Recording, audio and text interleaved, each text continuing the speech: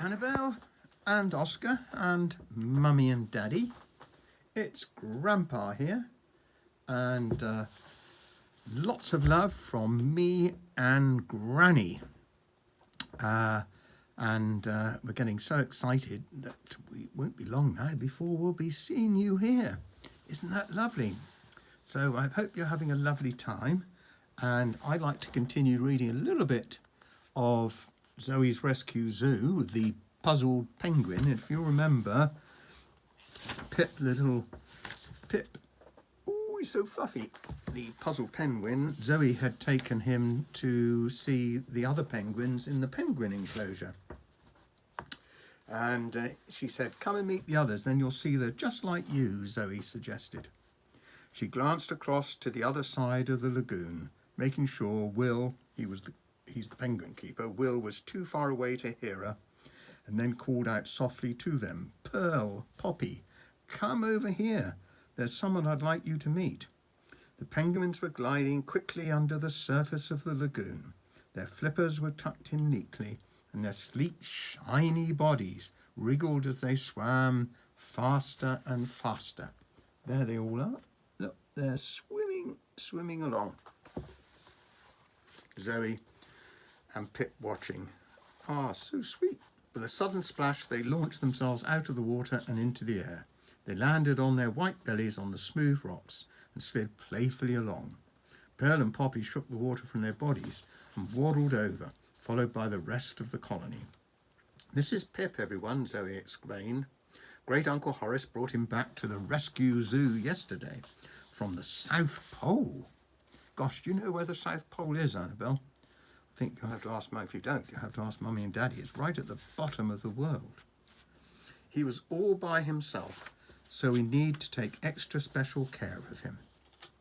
Pip gazed solemnly up at the older birds who flapped their wings and made excited squawking sounds, welcoming the little chick.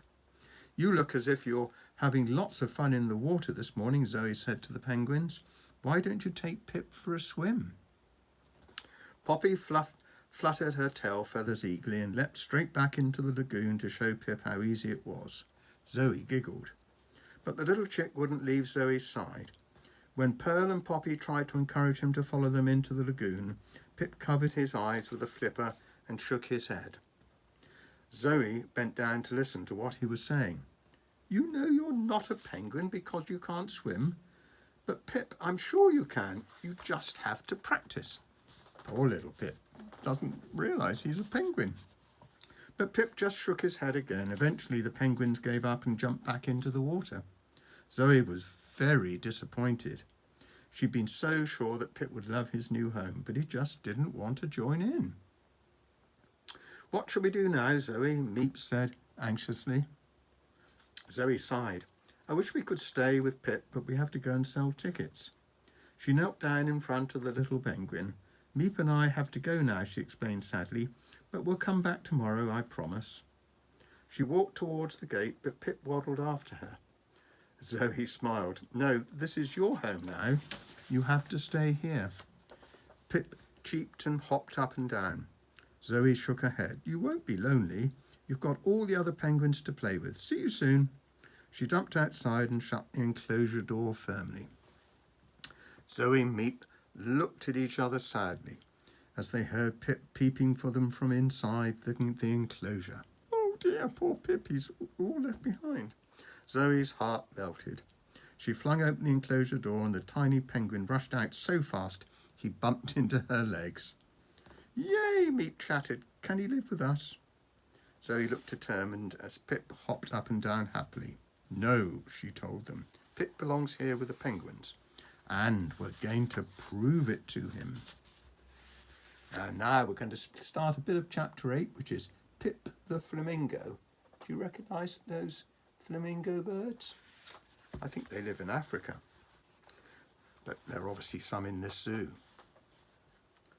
Zoe set back off into the zoo with Meep scampering ahead and Pip waddling behind her.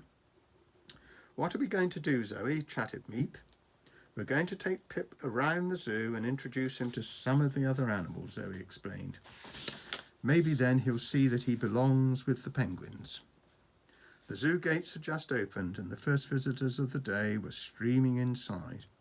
Everyone gasped to see the tiny penguin walking along the path, and lots of people pulled out their cameras and started snapping photos. Pip, watch out for all these feet. I don't want you to get squashed, Zoe whispered. Let's turn on the next path. It's a bit quieter there. They passed the rhinos, the peacocks, and the giant tortoise, Charles, who was the rescue zoo's oldest animal. Which enclosure shall we visit first, Zoe? Chirped Meep. Before Zoe could reply, Pip peeped excitedly and flapped his little wings. He began waddling away very quickly. Zoe frowned and followed him. What had he spotted? Meep realised which enclosure the chick was heading towards. He's going to the flamingos, he said. The little chick gazed through a gap in the fence, fluttering his tail feathers happily. The flamingos were perched in the middle of a shallow pond, each one balancing on one of their long legs, with the other leg tucked underneath their bodies. There we are. There's the flamingos standing on one feet. Can you stand on one feet, Annabelle? Yeah, of course you can. Their feathers were a pretty pink colour and their slender necks and heads a slightly darker pink. Great Uncle Horace had explained to Zoe that the brighter the colour of the flamingo, the healthier and happier it was.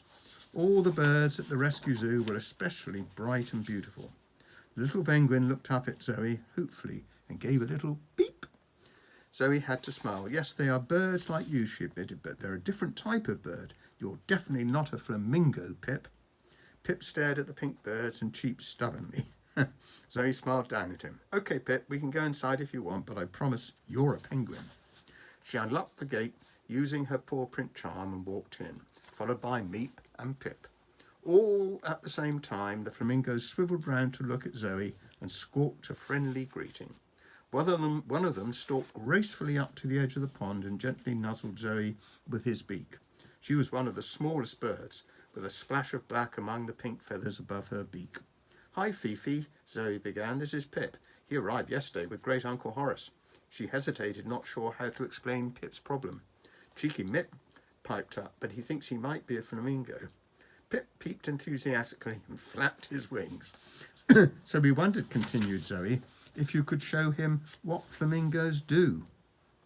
The flamingo looked at the little chick curiously, but bobbed her long neck up and down in agreement.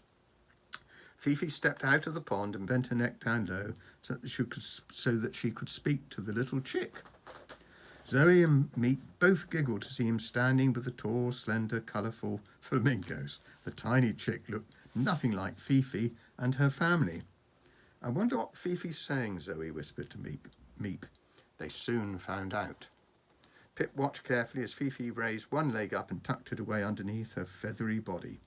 The flamingo nodded kindly, and Pip lifted one of his webbed orange feet up.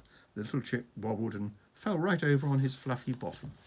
There he is, trying to stand on one leg. So cute. Meep collapsed on the ground, giggling. Naughty Meep, Zoe scolded. Don't laugh at poor Pip.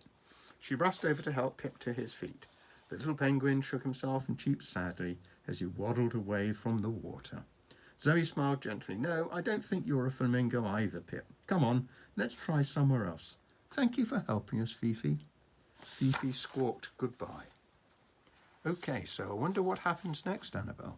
Who are they going to go and see next? I wonder. So we can read about that next time. So it's lots of love from me. I hope you enjoyed that. Lots of love from Granny. And lots of love to you and Oscar and Mummy and Daddy. And we look forward to seeing you all soon. So bye for now. Bye.